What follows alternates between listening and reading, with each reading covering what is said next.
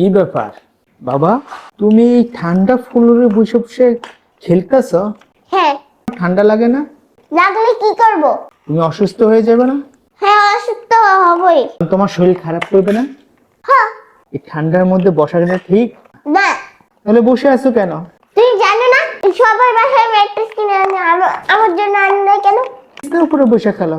না, বিছানার উপরে খেলতে ভালো লাগে না। এটা কোনো কথা? যাও বিছানার উপরে খেলো।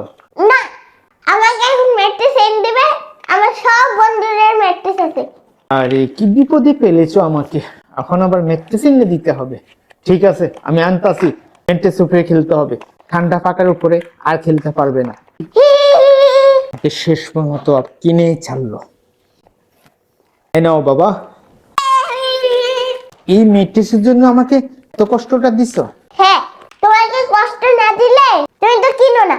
এত চালাকি দেখছো তোমার ভাইয়া কি চালাকিটা করছে। ছবির মধ্যে দেখুন কি সুন্দর, এই যে বেবি বিছিয়ে খেলে।